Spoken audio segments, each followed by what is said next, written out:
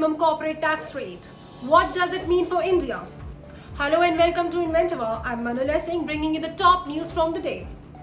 Advanced economies of the G7 group of wealthy nations finally reached an agreement and signed a milestone pact to tax multinationals and online technology companies on Saturday. The pact is signed to curb tax erosion and tax abuse by multinationals, adopting measures like making companies pay tax in the countries where they work or conduct business. The countries also agreed in principle on a global minimum corporate tax rate of 15% to counter the countries that use their low tax regime to lure multinational companies. This deal will put a stop to what US Treasury Secretary Janet Yellen says, 30-year race to the bottom. Finance ministers of the 7 countries met in London. The G7 group of countries include the USA, UK, Germany, France, Canada, Italy and Japan. There is still a lot of negotiation trials remaining within the G7, which would take months and even years before the rules come into force. There is a comprehensive consensus on the pact between G7 economies, but several other leading economies like China, India, Russia and Brazil will be involved in further talks next month when G20 countries meet in July. India and the US are already at crossroads because of the digital service tax issue. All eyes will be set on the G20 meeting to come up with a remedy. Who are the G7 nations? G7 stands for a group of 7 nations. It is an intergovernmental organization that was founded in 1975. The group meets yearly to discuss issues of common interest like international security, energy policy, taxation, global economy, etc. The G7 countries do not have any formal constitution or headquarters, and the pacts made under the G7 are non-binding. The countries that comprise G7 are all advanced and wealthy economies with a high HDI index and high happiness index, high GDP per capita income. These are the big guns of the town whose decision influence everyone around them. What are the key takeaways? G7 agreed on 2 main pillars of reforms. The first one is to tax multinational companies by adhering to the principle of source-based taxation so that they are forced to pay taxes in the country where they operate. What this decision means is that digital service provider companies conduct business in one country but are not physically present there. They exploit the principle of resident-based taxation. These companies evade tax by constructing a physical infrastructure in tax haven countries like the Bahamas or Singapore. The agreement authorizes countries where multinational companies generate revenue taxing rates of at least 20% of profit exceeding a 10% margin for the most valuable firm.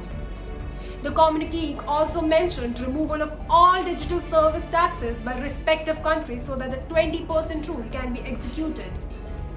The second agreement is setting up a global minimum corporate tax rate which is fixed at 15% on a country-by-country basis. The US President Joe Biden was pushing the minimum tax rate to be at 21%, which is too much. Who will fall under these new rules? According to the Biden administration, around 100 multinational companies will fall under this new tax regime in Pillar 1. Amazon won't fall under the first pillar rules. But Amazon will try to convince European Union and the UK to push for a broader scope to capture parts of the company and raise more taxes from the firms. This is called segmentation, where profitable parts of a company in respective to the country are taxed in their own rights. Around 8,000 multinational companies will fall under the global minimum corporate tax rate. Big names like Amazon, Apple, Alphabet, Nike, Starbucks and Facebook are anticipated to fall under the ambit. Companies construct an intricate net of subsidiaries to evade taxes. European Union Tax Observatory mentioned that this new rule will also catch companies like oil giants, mining firms and banking firms. Why 21% tax rate was eased to 15%? Janet Yellen mentioned that this pact is a milestone towards ending the 30-year race to the bottom. The minimum tax rate will ensure that tax haven countries are no longer luring multinationals to register profits in their country. This will stop the undercutting of taxes and shifting of profits. The US is pushing this is because of domestic reasons, as the Biden administration is increasing the corporate tax rate from 21% to 28%. They have strategically decided on rates for the whole world. So if the US increases corporate tax rate in their country, it's going to be the same rate all over the world. Hence curtail criticism. If the global minimum tax rate is adopted, how much will it raise? The OECD countries calculated last year that the new tax rules will generate $81 billion additionally each year. Pillar 1 rules would generate an income between $5 billion to $12 billion, while Pillar 2 rule, the global corporate tax rate, would generate an income between $42 billion to $70 billion.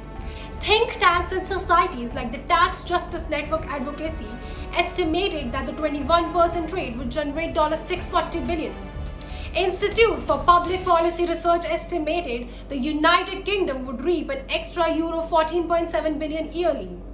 Tax haven countries like Ireland can lose euro 2 billion per year. India records annual tax losses of over $10 billion according to the Tax Justice Network report. The US Treasury loses nearly $15 billion per year to tax abuses along with Germany and France. What are the issues in the New Deal? Apart from the technical challenges of the deal, it will be tough to get all the countries to agree to these new tax rates. This new move can be challenged in the United Nations because it impinges on the right of the sovereign nation states to decide their country's tax policies. Many countries like the Bahamas, Panama, etc. use low tax rates as a measure to earn income and stimulate asset creation and investments. If global minimum tax rate is applied, these countries will lose a major source of income. In the light of pandemic, low-income and developing countries can offer only low tax rates to attract investors to generate income. US-China relationship recently went downhill. Asia's biggest tax haven, Hong Kong, will suffer the most due to global minimum tax. All these reasons may pose a hindrance in the negotiation when the G20 meet.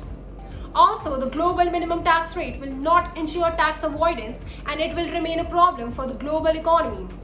Will India benefit from this deal or lose? India and the US have recently been fighting over the equalization levy on digital services charged by the Indian government. India isn't a tax haven country, but a low tax rate is an important tool for the Indian economy. India will experience the pandemic-induced economic hangover for an extended period due to the minimum tax rate. The IT Act has the concept of significant economic presence to tax corporations in India who operate from outside.